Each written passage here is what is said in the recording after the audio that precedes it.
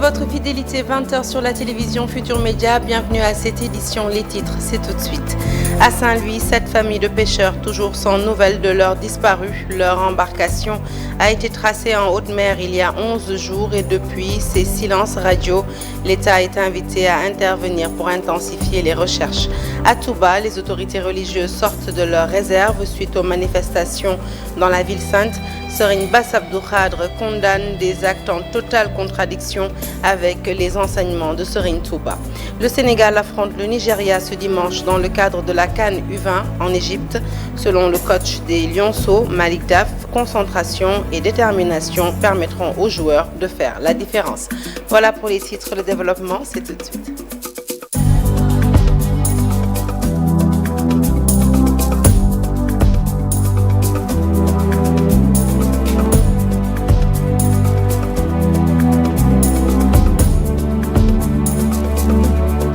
Bonsoir à toutes et à tous, je vous l'annonce donc tout de suite en titre. Il y a exactement 11 jours, 7 pêcheurs de Guet-Ndar disparaissaient en haute mer. Les recherches entamées par leurs familles n'ont encore rien donné. Des familles très inquiètes qui sollicitent l'intervention urgente de l'État. Ousseynou Diop, Habib Seck pour les détails. La disparition de 7 pêcheurs de Guet-Ndar depuis 11 jours inquiète leur famille. Les pêcheurs de la Langue des Braves ont entamé des recherches depuis 4 jours pour les retrouver. Nous avons entamé les recherches depuis 3 jours, mais nous n'avons pas retrouvé nos fils. Et au moment où je vous parle, nous avons encore embarqué 2 pirogues pour aller les chercher dans la mer.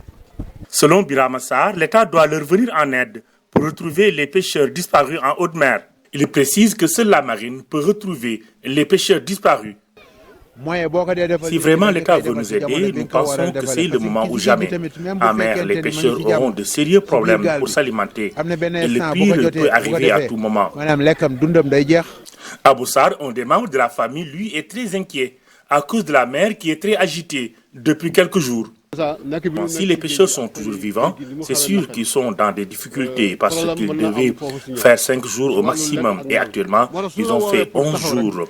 La mer est très agitée, c'est pourquoi le gouvernement doit répondre à notre appel le plus rapidement possible. À Guet-Ndar, les familles des pêcheurs perdent tout espoir de retrouver les pêcheurs disparus depuis 11 jours.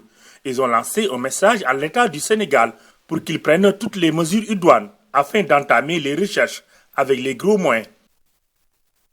Dans le département de Kébémer, près de les populations de 8 villages dénoncent l'accaparement d'une réserve naturelle qu'ils ont en partage. Cette réserve d'une superficie de 2000 hectares entièrement reboisée serait, selon ces villageois, convoitée par des promoteurs mal intentionnés.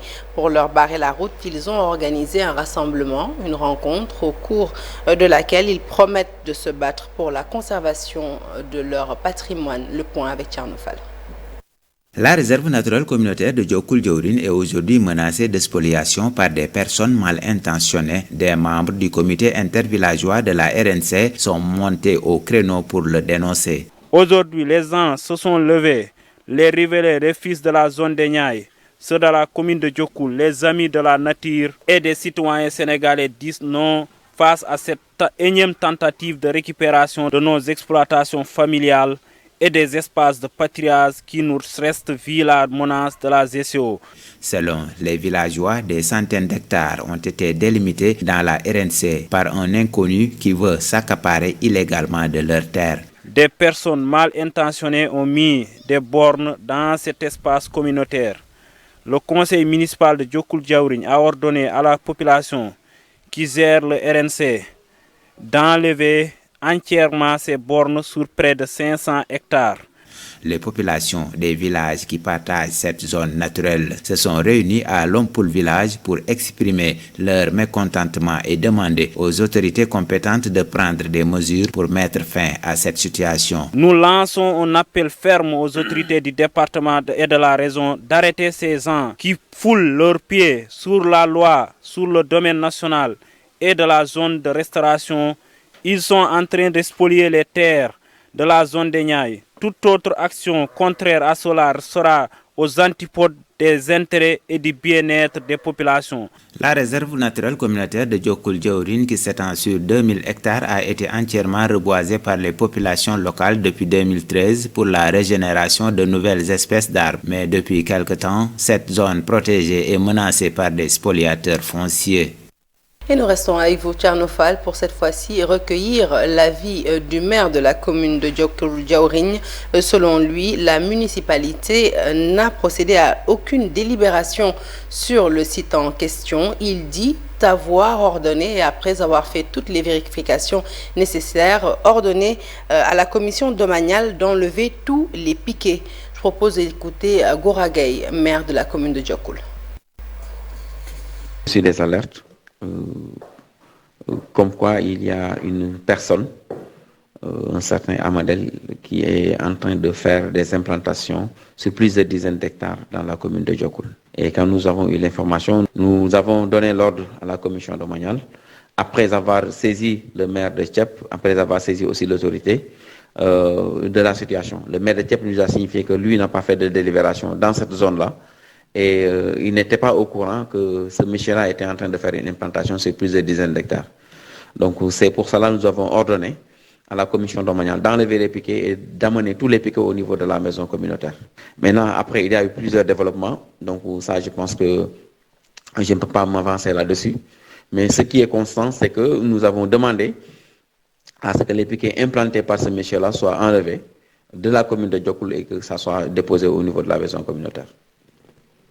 Au lendemain des manifestations dans la ville sainte de Touba, le porte-parole du khalife général des Mourides brise le silence. Serigne Bass Abdou Khadre fustige le comportement de certains talibés. Il a appelé les hommes politiques à plus de responsabilités, non sans manquer de se désoler de l'image que les acteurs politiques ont renvoyée de Touba. Une image qui, selon lui, ne reflète en rien les volontés et les enseignements de Cheikh Ahmadou Bamba. Il s'est exprimé à l'occasion de la cérémonie de Kazu Rajab. Nous l'écoutons. Ce pays ne peut appartenir à ces politiciens qui se livrent à des batailles sans merci. Les guides religieux symbolisent beaucoup de choses dans ce pays, le Sénégal. Donc ces politiciens ne pourront pas nous diviser. Ce Sénégal appartient à Serigne Touba et personne ne pourra enlever cela. Les vœux de notre vénéré guide sont exaucés par Allah. Rien ni personne ne peut le détruire. Ce qui s'est passé le 10 février ne peut être toléré. Nous sommes dans une période où personne n'ose s'affirmer. Cela ne doit pas nous empêcher à dire la vérité. Nous devons être prêts pour protéger les legs de Serigne Touba. Et sur le même registre, la directrice générale du centre Guindi appelle la jeunesse sénégalaise à la pacification de l'espace politique. Maïmouna Baldé fustige l'attitude de certains jeunes de sa localité qui ont instauré la violence dans la nuit du 16 février 2023. Elle dénonce également les violences politiques survenues à Mbacké il y a quelques jours. Maïmouna Baldé invite la jeunesse à refuser toute forme de manipulation. Les responsables politiques APR, je propose de l'écouter au micro d'Abdoulaye Anne. Condamnons vigoureusement les appels à la violence du soi-disant leader politique Ousmane Sonko, qui d'ailleurs est incohérent dans tous ses discours. Ousmane Sonko doit respect à ses forces de l'ordre, il doit respect à nos institutions, il doit respect aux Sénégalais, il doit respect à tout le peuple. Ce n'est pas bien qu'il, à tout moment, devant des médias, insulte les Sénégalais. Jusqu'à aller même dire que les jeunes se sacrifient pour lui. Allez vous battre. Si vous mourrez, votre maman va encore engendrer un autre. C'est indigne de sa part, étant un leader politique. Nous lançons un appel à la jeunesse sénégalaise, particulièrement celle de ma commune, Diamaguène Sicap Mbao, de ne pas céder à la manipulation de certains opposants malhonnêtes. Nous encourageons et soutenons notre camarade, Monsieur le ministre Mame Mbaye Niang. Et voilà, Face à la tension qui sévit au sein de l'espace politique, les membres de la société civile ne sont pas en reste. Pour des élections apaisées et la refondation de nos institutions, la société civile a mis sur pied mesures, ces mobilisations nationales pour l'engagement, citoyenneté, la souveraineté, l'unité et la refondation. Et selon Iliman Khan, membre du comité de pilotage de mesures, il est impératif aujourd'hui de promouvoir des valeurs républicaines si le Sénégal veut atteindre l'émergence. Il invite les Sénégalais à une profonde réflexion pour la sauvegarde de la démocratie. Une pétition a d'ailleurs été lancée en ce sens. L'objectif est d'1 million de signatures. Je propose d'écouter Iliman Khan au micro de Fatima Touré. Mesure, comme son nom l'indique, pour mobiliser largement les citoyens sénégalais pour l'unité nationale que nous souhaiterons construire dans ce pays, dans le contexte assez difficile que nous vivons, mais également sur la base d'une quête de souveraineté. Il faut tout simplement rendre l'initiative aux citoyens sénégalais. Parce que ceux-là qui occupent l'espace des contradictions avec des positions clivantes sont minoritaires dans ce pays. Il s'agit des acteurs politiques protagonistes autour des enjeux de pouvoir. Alors que l'avenir du Sénégal va au-delà des enjeux de pouvoir. Il s'agit de construire une nation, d'avoir une république debout, en phase avec nos réalités sociétales. Mais dans le sens du Sénégal que nous voulons tous avoir, c'est-à-dire un Sénégal qui permet à chaque citoyen de se mouvoir librement, de vaquer à ses occupations librement, de ne pas être entravé parce que tout simplement il y a une querelle entre deux autres citoyens sénégalais, mais parce que tout simplement c'est des politiciens. Mais non, c'est donc aller revenir sur les fondamentaux, c'est-à-dire sur qu'est-ce qu'on peut faire pour que nous, Sénégalais, nous nous sentions beaucoup fiers de ce que nous sommes, Sénégalais, mais que nous sentions également cette fierté d'appartenir à une nation qui a décidé ensemble de se construire. Et fin de mandat pour le président Macky Sall à la tête de l'Union africaine. Ce samedi, à l'occasion du 36e sommet à Addis Abeba, le président Sall a passé le témoin à son homologue des Comores, Azali Assoumani. Durant son mandat d'1 an, le chef de l'État a obtenu de nombreux succès sur le plan diplomatique, notamment l'adhésion de l'Union africaine au G20, mais aussi la rencontre déterminante avec Vladimir Poutine, rencontre qui a abouti sur l'exportation des céréales en provenance d'Ukraine. Son bilan reste toutefois moins concluant dans les domaines de la paix et de la sécurité. Le point, c'est avec Alassane Ba. Durant 1 an, le président Macky Sall s'est beaucoup déplacé. Des rencontres, des plaidoyers, des succès diplomatiques. Longtemps réclamé par les pays africains, l'Union africaine ne sera plus un invité mais un membre à part entière au prochain sommet du G20 qui aura lieu en Inde. L'adhésion est presque actée, les dernières réticences des grandes puissances ont été levées. Au dernier sommet du G20, Macky Sall avait insisté sur l'esprit de solidarité qui doit guider les actions pour une réallocation des droits de tirage spéciaux non utilisés, un assouplissement de leurs conditions d'éligibilité. Le président Sall a aussi porté la voix de l'Afrique dans le conflit ukraino-russe. Les négociations avec le président russe Vladimir Poutine ont permis la libération des stocks de céréales bloqués en Ukraine. La présidence de Macky Sall à l'Union africaine est aussi marquée par son plaidoyer pour une souveraineté médicale et alimentaire, une transition énergétique juste et équitable défendue à la COP27, la lutte contre les violences faites aux femmes et le financement des infrastructures. Cependant, sur le volet paix et sécurité, le bilan reste mitigé. Macky Sall va léguer à son successeur Azali Assoumani des Comores le dossier sur la crise entre la RDC et le Rwanda. Toutefois, il a eu à se déplacer au Mali le 15 août 2022 pour négocier la libération des 49 soldats ivoiriens arrêtés à l'aéroport de Bamako en juillet, finalement gracié par Assimi Goïta. Le président Macky Sall a fermement condamné les coups d'État successifs au Mali, en Guinée et au Burkina Faso, estimant qu'on ne doit pas tolérer l'intervention des armées dans les processus politiques. Allez, parlons à présent de ce point de presse d'un collectif d'éleveurs à Thiès, une rencontre qui fait suite au saccage d'une maison d'un des leurs à Thielmaha. L'incident a conduit à l'interpellation puis à l'arrestation de plusieurs personnes qui ont fini par être relâchées par la police, mais le collectif revendique considération et sécurité à l'endroit de ses membres. Les détails avec Cheikh Diop et Saïlatir. Très en colère, les membres de cette association qui regroupe plusieurs organisations d'éleveurs ont profité de ce point de presse tenu ici à Thiès pour dénoncer l'agression d'un des leurs à Thielmaha. À Thielmaha, il y a un jeune homme qui rentrait chez lui et on l'a agressé, 2 personnes l'ont agressé.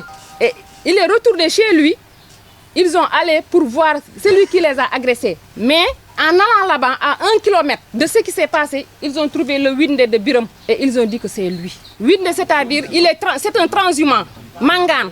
Et ils ont brûlé le Winde, ils ont dit que c'est toi qui as agressé. Regardez comment un handicap, comment il peut agresser quelqu'un qui est sur sa moto. Il faut arrêter. Et ensuite, ils ont fait des audios et des vidéos disant que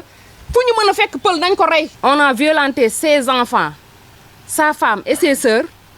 On a 3 certificats médicaux. Ces éleveurs invitent les autorités à réagir avant qu'il ne soit trop tard. Ils ont même interpellé le procureur de la République et le commandant de la gendarmerie de Pékesse sur la situation. Ils ont été arrêtés, mais ils l'ont laissé repartir chez eux. Ils sont convoqués, mais ils n'ont pas arrêté. Et pourquoi quelqu'un qui a mis du feu et a fait tout ça, un véhicule qui coûte 7 millions et des affaires personnelles, puisse faire cet acte ignoble, laisser repartir chez eux. Et justice n'a rien fait. Nous, on pouvait se défendre, mais on ne l'a pas fait. Nous voulons que le procureur nous dise pourquoi il a fait ça et le commandant de la brigade, pourquoi il n'a pas venu avec l'armée comme ils font, les renforts. Ces éleveurs s'insurgent contre les autorités. L'information, comme une traînée de poudre, était remontée aux autorités du pays, mais jusqu'ici, rien n'est fait, disent-ils. Pour non-respect de ses engagements, le maire de Sandiara souhaite l'interruption par l'État du contrat qui le lie à l'entreprise CSTP dans le cadre des travaux du lycée de Sandiara, des travaux qui ont duré au total 8 ans. L'entreprise CSTP est dirigée par Mbaye Faye. Le maire révèle que ce promoteur a sous-traité avec d'autres entreprises, raison pour laquelle les travaux ont duré aussi longtemps. Serigne Diop s'est entretenu avec Ndaye Matidien et Mamadou Gueye au sujet de cela. Reportage. C'est un chantier abandonné. Tout sur les lieux le prouve. Un stock de ciment en mauvais état, des bâtiments fissurés, tout le périmètre de ce lycée technique de Sandiara est couvert d'herbe. Pourtant, il s'agit d'un investissement de 8 milliards de l'État du Sénégal.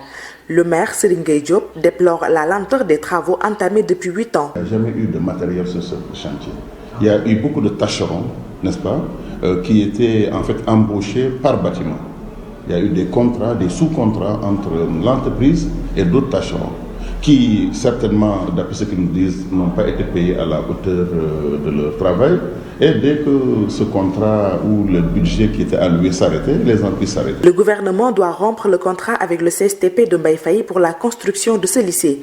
C'est une proposition de Serigne Diop. Il y a une bonne vingtaine de bâtiments, il y a au moins 96 salles de classe. Donc ce que nous souhaitons maintenant, c'est que le ministère de la formation professionnelle doit maintenant prendre ses responsabilités, casser le marché, saisir la RMP, comme l'a demandé le président, et faire peut-être un appel d'offres resté pour choisir une entreprise qui est capable de finir les travaux vraiment dans les 12 mois à venir. Le maire de Sandiara rappelle l'objectif du lycée technique qui est de diminuer de façon considérable le chômage des jeunes à travers la formation. L'idée c'était que 30% des élèves arrivés en 3e devraient aller vers la formation professionnelle. Ensuite, que ces jeunes, dans 4 ans plus tard, 3 ans plus tard, devraient aller travailler. Lors de sa tournée économique dans la région de Thiès, le président Macky Sall a montré son mécontentement après avoir constaté que les travaux du lycée technique entamés depuis 2013 sont inachevés. La pose de la première pierre a été effectuée en 2012. Le relèvement du plateau médical du poste de santé de Liberté 2, fonctionnel depuis 1996 pour une meilleure prise en charge des malades, c'est un plaidoyer des habitants du quartier à l'initiative d'une journée de consultation médicale organisée ce samedi. Avec l'appui de la pharmacie nationale d'approvisionnement, les riverains ont eu accès ainsi à différentes spécialités médicales telles que la gériatrie, le dépistage du cancer du col de l'utérus, mais aussi des soins en ophtalmologie. Rassignan est secrétaire exécutif du poste de santé. Nous l'écoutons avec Mambiram Diouf et Alun Diagne. Soigner les populations, c'est soulager la bourse de ces populations, mais venir en aide à ces populations à travers la santé, c'est quand même créer une cohésion sociale. Nous ne pouvons pas terminer sans faire un plaidoyer par rapport à ce poste de santé qui polarise 16 000 âmes et nous avons près de 1000 et quelques personnes âgées. Raison pour laquelle nous avons demandé à ce qu'il y ait la gériatrie. Aujourd'hui, le plaidoyer, c'est de renforcer le plateau technique et le plateau médical pour permettre à ces populations d'être prises en charge dès les premières heures avant de procéder à un référencement. Et relever le plateau technique est une utilité pour permettre à ces populations de pouvoir au moins dans un cadre approprié, trouver les solutions idoines afin d'avoir une santé meilleure. Et vous le savez, la communauté laïenne s'apprête à célébrer les 21 et 22 février prochains l'appel de Seydina Limamou Laye. À cet effet, une foire est mise en place. Divers produits y sont exposés. Et même si ce n'est pas encore le grand rush, eh bien les commerçants se disent rassurés et invitent les fidèles à visiter cette foire. Moussa Mané. À quelques jours seulement de l'appel Seydina Limamou Laye, les préparatifs vont bon train. Une foire déjà mise en place pour permettre aux fidèles de pouvoir faire en même temps quelques achats. Nous sommes avec beaucoup de produits qui vont intéresser les pèlerins, mais aussi les habitants. Du miel, du beurre, des karités, l'huile de palme et autres. Il y a tout ici.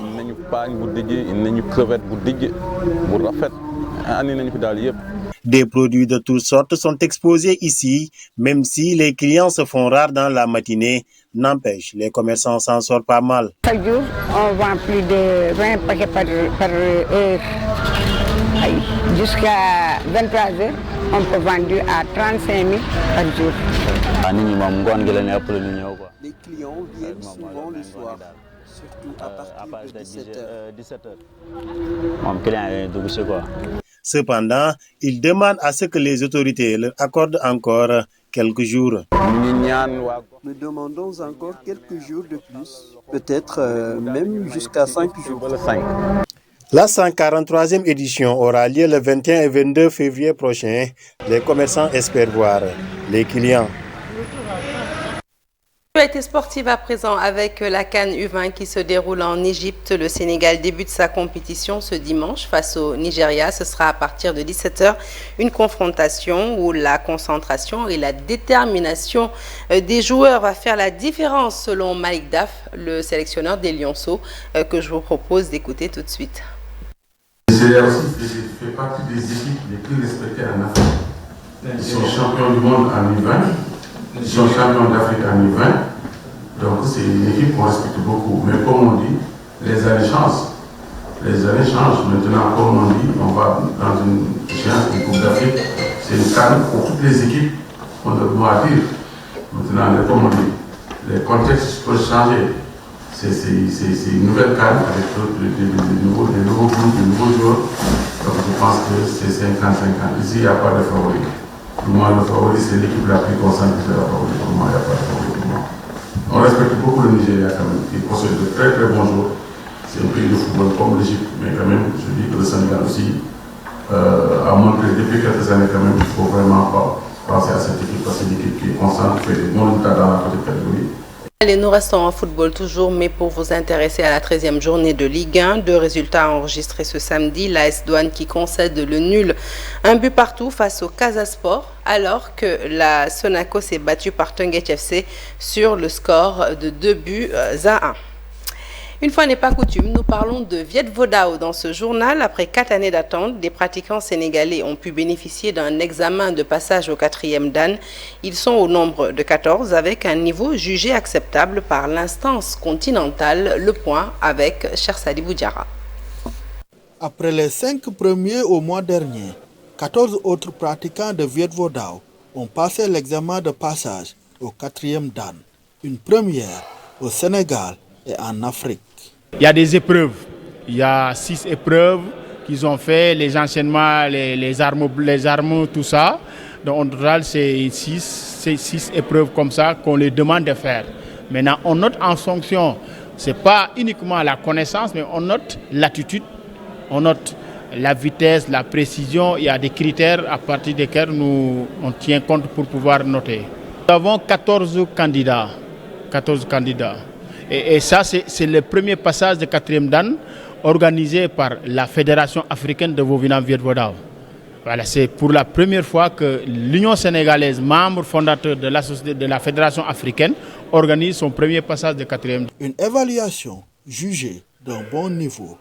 Toutefois, les Sénégalais sont appelés à ne pas dormir sur leur laurier. On ait davantage de responsabilité dans la garde du patrimoine philosophique et technique du Vovinam Viet Vo Dao.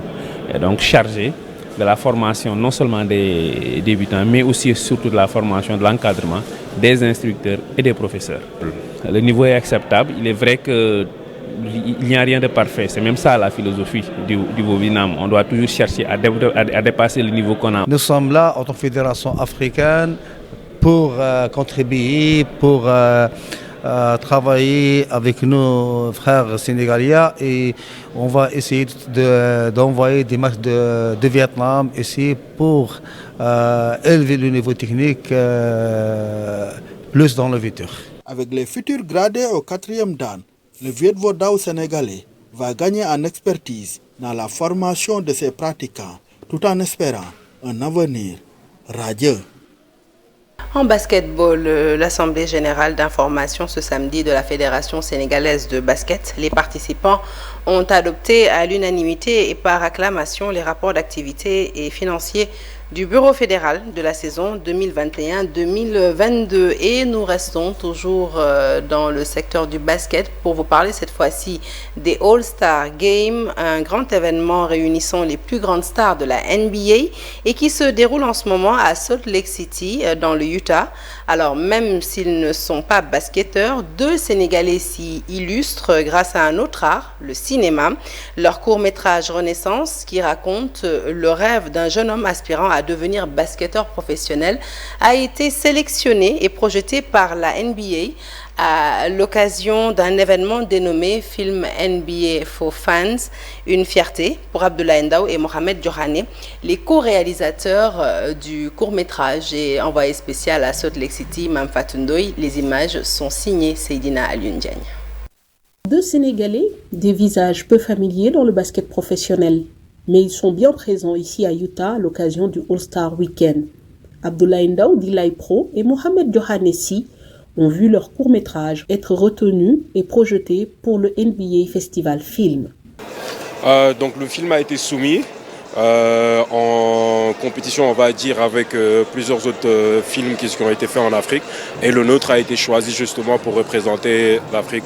Un court-métrage qui relate un processus et différentes étapes pour un jeune homme qui a su adapter son rêve. Renaissance, c'est le film d'un jeune Kader qui a eu des rêves.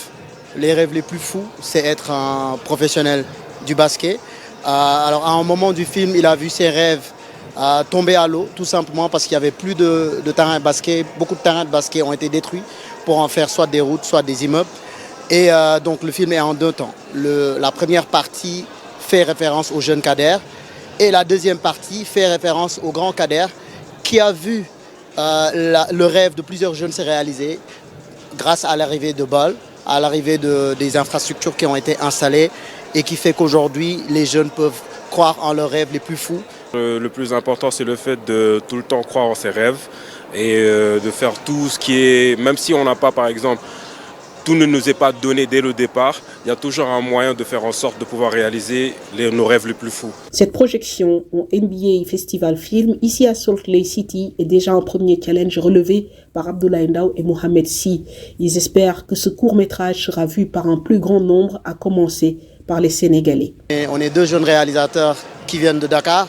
On est ici aujourd'hui parce que notre film a été sélectionné et les projections, écoute, c'est qu'on en crée davantage, c'est qu'on crée plus de contenu, plus de films pour représenter le Sénégal, pour représenter l'Afrique.